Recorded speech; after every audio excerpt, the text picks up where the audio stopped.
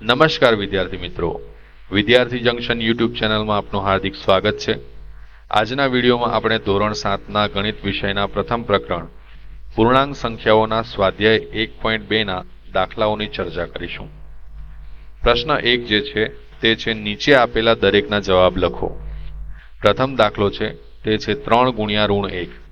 અગાઉના વિડીયોમાં જોઈ ગયા તેમ જ્યારે એક સંખ્યા ધન પૂર્ણાંક હોય અને બીજી સંખ્યા ઋણ પૂર્ણાંક હોય અને તેમનો ગુણાકાર કરવાનો હોય તે કિસ્સાની અંદર આપણે બંને સંખ્યાઓને પૂર્ણ સંખ્યા સમજી અને તેમનો ગુણાકાર કરીએ છીએ અને જવાબની આગળ ઋણની નિશાની મૂકીએ છીએ।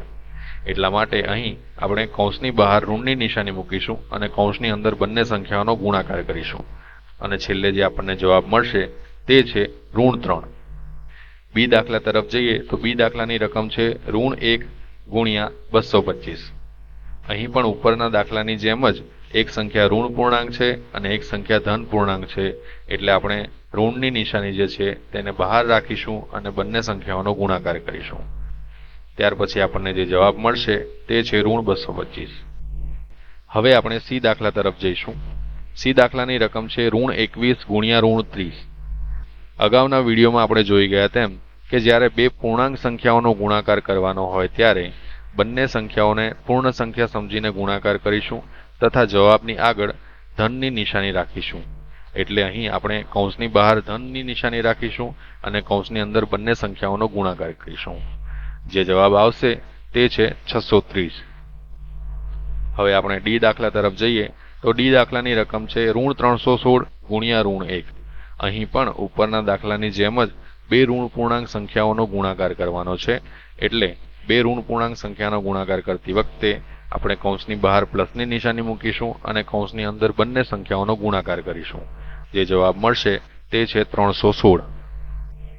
હવે આપણે આગળના દાખલા તરફ જઈએ તો ઈ દાખલાની રકમ છે ઋણ 15 ગુણ્યા 0 ગુણ્યા ઋણ 18। હવે અહીં બે કરતાં વધારે સંખ્યાઓનો ગુણાકાર હોવાથી આપણે જૂથના નિયમનો ઉપયોગ કરીને ગુણાકાર કરીશું। તો અહીંયા ઋણ 15 ગુણ્યા 0 નું એક જૂથ બનશે તથા જૂથની બહાર ઋણ 18 રહેશે। જ્યારે ઋણ 15 ગુણ્યા 0 કરવામાં આવે છે તો જવાબ 0 મળે છે। ત્યાર પછી 0 ગુણ્યા ઋણ 18 કરીએ છીએ ત્યારે પણ જવાબ 0 મળે છે, કેમ કે અગાઉના વિડીયોમાં આપણે જોઈ ગયા તેમ કોઈ પણ સંખ્યાનો શૂન્ય સાથે ગુણાકાર કરવામાં આવે તો જવાબ હંમેશા શૂન્ય જ મળે છે। હવે આપણે એફ દાખલા તરફ જઈએ તો એફ દાખલાની રકમ છે ઋણ 12 ગુણ્યા ઋણ 11 ગુણ્યા 10। આ કિસ્સાની અંદર પણ આપણે જૂથના નિયમનો ઉપયોગ કરીશું। તો જૂથના નિયમનો ઉપયોગ કરતા આપણે ઋણ 12 અને ઋણ 11 નું જૂથ બનાવીએ તો અહીં બંને સંખ્યાઓ ઋણ પૂર્ણાંક છે, એટલા માટે બંને સંખ્યાઓને આપણે પૂર્ણ સંખ્યા સમજીને ગુણાકાર કરીશું તથા તેમની આગળ પ્લસની નિશાની રાખીશું। એટલે અહીં 12 ગુણ્યા 11 નો ગુણાકાર થશે તથા જૂથની બહાર 10 રહેશે। 12 ગુણ્યા 11 કરતા જવાબ આપણને 132 મળે છે અને 132 ને 10 વડે ગુણતા જવાબ આપણને 1320 મળે છે। હવે આપણે જી દાખલા તરફ જઈશું। જી દાખલાની રકમ છે 9 ગુણ્યા ઋણ 3 ગુણ્યા ઋણ 6। હવે અહીં આપણે 9 ને જૂથની બહાર રાખીશું, ઋણ 3 અને ઋણ 6 નું જૂથ બનાવીશું। અહીં આપણે જોઈએ કે ઋણ 3 અને ઋણ 6 બંને ઋણ પૂર્ણાંક સંખ્યાઓ છે। આગળ જોઈ ગયા તેમ જ્યારે બે ઋણ પૂર્ણાંક સંખ્યાઓનો ગુણાકાર કરવાનો હોય ત્યારે પ્લસની નિશાની કૌંસની બહાર રાખવાની અને કૌંસની અંદર બંને સંખ્યાઓનો ગુણાકાર કરવાનો। આમ કરતા આપણને જે જવાબ મળે છે તે છે 9 ગુણ્યા 18। હવે આ બંને સંખ્યાઓનો ગુણાકાર કરતા જવાબ આપણને 162 મળે છે। હવે આપણે પ્રશ્ન 2 તરફ જઈએ। પ્રશ્ન 2 ની સૂચના છે ચકાસો। પ્રથમ સવાલ જે છે તે છે 18 ગુણ્યા કૌંસની અંદર 7 વત્તા ઋણ 3 બરાબર 18 ગુણ્યા 7 વત્તા 18 ગુણ્યા ઋણ 3। હવે અહીં આપણે એ બાબત ચકાસવાની છે કે ડાબી બાજુ આપેલી જે સંખ્યાઓ છે તેનો જવાબ અને જમણી બાજુ આપેલી સંખ્યાઓનો જવાબ સરખો છે કે નહીં। તો અહીં આપણે ડાબી બાજુની સંખ્યાઓ તરીકે 18 ગુણ્યા કૌંસની અંદર 7 વત્તા ઋણ 3 લઈશું અને જમણી બાજુ બરાબર 18 ગુણ્યા 7 વત્તા 18 ગુણ્યા ઋણ 3 લઈશું। સૌપ્રથમ આપણે ડાબી બાજુની ગણતરી કરીએ તો અહીં આપણને જોઈ શકાય છે તેમ કે 18 ગુણ્યા 7 વત્તા ઋણ 3 આપેલા છે।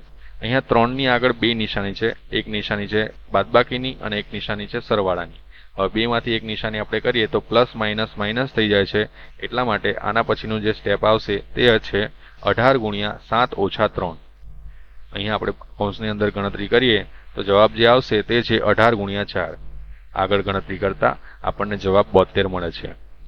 હવે આપણે જમણી બાજુની ગણતરી કરીએ તો જમણી બાજુની અંદર 18 ગુણ્યા 7 વત્તા 18 ગુણ્યા ઋણ 3, 18 ગુણ્યા 7 કરીએ તો જવાબ આપણને 126 મળે છે અને 18 ગુણ્યા ઋણ 3 કરીએ તો જવાબ આપણને ઋણ 54 મળે છે. હવે અહીં 54 ની આગળ એક નિશાની માઇનસની છે, એક નિશાની પ્લસની છે. આપણે જાણીએ છીએ તેમ પ્લસ માઇનસ માઇનસ થઈ જાય છે, એટલે અહીં આગળનું સ્ટેપ જે આવશે તે છે 126 માઇનસ 54. અહીં બાદબાકી કરતા જવાબ 72 મળે છે. તો અહીં ડાબી બાજુ પણ 72 જવાબ મળે છે અને જમણી બાજુ પણ 72 જવાબ મળે છે. તેથી આપણે કહી શકીએ કે ડાબા બરાબર જબા. માટે આપણે કહી શકીએ કે 18 ગુણ્યા કૌંસની અંદર 7 વત્તા ઋણ 3 બરાબર કૌંસની અંદર 18 ગુણ્યા 7 વત્તા બીજા કૌંસની અંદર 18 ગુણ્યા ઋણ 3. હવે આપણે બી સવાલ તરફ જઈએ. બી સવાલની રકમ છે ઋણ 21 ગુણ્યા કૌંસની અંદર ઋણ 4 વત્તા ઋણ 6 બરાબર કૌંસની અંદર ઋણ 21 ગુણ્યા ઋણ 4 વત્તા બીજા કૌંસની અંદર ઋણ 21 ગુણ્યા ઋણ 6. અહીં પણ અગાઉના દાખલાની જેમ જ વિભાજનના ગુણધર્મની ચકાસણી કરવાની છે. અહીંયા આપણે ડાબી બાજુની સંખ્યાઓ તરીકે ઋણ 21 ગુણ્યા ઋણ 4 વત્તા ઋણ 6 લઈએ છીએ. હવે અહીંયા આગળ પ્લસ અને માઇનસની નિશાની જે છે તે 6 ની આગળ છે, એટલે પ્લસ માઇનસ માઇનસ થઈ જાય, એટલે 6 ની આગળ માઇનસની નિશાની આવે છે.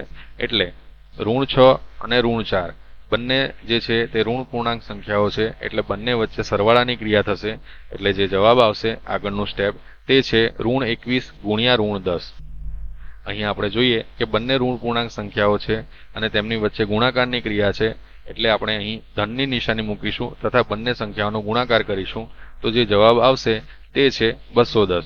હવે આપણે જમણી બાજુની ગણતરી કરીએ તો જમણી બાજુની અંદર અહીં પહેલા કૌંસની અંદર ઋણ 21 ગુણ્યા ઋણ 4 છે, મતલબ કે બંને સંખ્યાઓ ઋણ પૂર્ણાંક છે. એટલા માટે આગળની જેમ જ કે આપણે પ્લસની નિશાની મૂકીશું તથા બંને સંખ્યાઓનો ગુણાકાર કરીશું.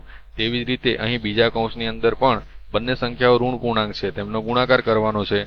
એટલા માટે અહીં પ્લસની નિશાની મૂકી અને બંને સંખ્યાઓનો ગુણાકાર કરીશું. તો આપણું જે સ્ટેપ બનશે તે કંઈક આ રીતનું બનશે. કૌંસની અંદર 21 ગુણ્યા 4 વત્તા બીજા કૌંસની અંદર 21 ગુણ્યા 6. અહીં આગળ ગણતરી કરતા આપણને કંઈક આવું સ્ટેપ મળે છે કે 84 વત્તા 126. બંનેનો સરવાળો કરીએ તો જવાબ આપણને 210 મળે છે. એટલા માટે આપણે કહી શકીએ કે ડાબા બરાબર જબા. માટે આપણે કહી શકીએ કે ઋણ 21 ગુણ્યા કૌંસની અંદર ઋણ 4 વત્તા ઋણ 6 બરાબર કૌંસની અંદર ઋણ 21 ગુણ્યા ઋણ 4 વત્તા બીજા કૌંસની અંદર ઋણ 21 ગુણ્યા ઋણ 6. હવે આપણે પ્રશ્ન 3 તરફ જઈએ.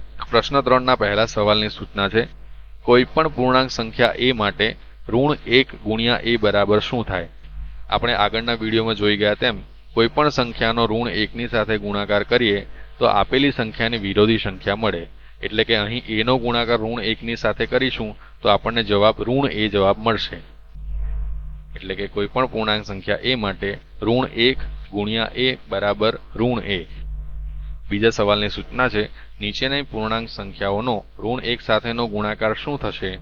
અહીંયા ઋણ 22 છે તો ઋણ 22 ને ઋણ 1 ની સાથે ગુણાકાર કરીશું તો ઋણ 22 ની વિરોધી સંખ્યા એટલે કે 22 મળશે.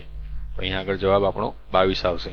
હવે બી સવાલની અંદર 37 નો ગુણાકાર ઋણ 1 ની સાથે કરીશું તો 37 ની વિરોધી સંખ્યા એટલે કે ઋણ 37 મળશે. હવે ઋણ 1 નો ગુણાકાર આપણે શૂન્યની સાથે કરીશું તો અહીંયા આપણે જાણીએ છીએ તેમ કોઈ પણ પૂર્ણાંક સંખ્યાનો ગુણાકાર શૂન્યની સાથે કરવામાં આવે તો જવાબ આપણને શૂન્ય જ મળે છે.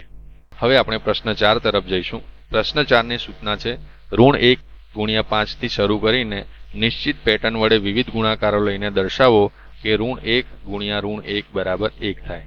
તો સૌપ્રથમ આપણે જાણીએ છીએ તેમ ઋણ 1 ગુણ્યા 5 કરીશું તો જવાબ આપણને ઋણ 5 મળશે. તેવી જ રીતના ઋણ 1 નો ગુણાકાર 4 ની સાથે કરીશું તો જવાબ આપણને ઋણ 4 મળશે. તેવી જ રીતના આપણે ક્રમિક સંખ્યાઓ ઉતરતા ક્રમમાં લઈશું અને ગણતરી કરીશું તો જવાબ આપણને ઋણ 1 ગુણ્યા ઋણ 1 બરાબર 1 મળે છે. વિદ્યાર્થી મિત્રો, આ પછીના વિડીયોની અંદર આપણે પૂર્ણાંક સંખ્યાઓના ભાગાકારની ચર્ચા કરીશું. Thank you.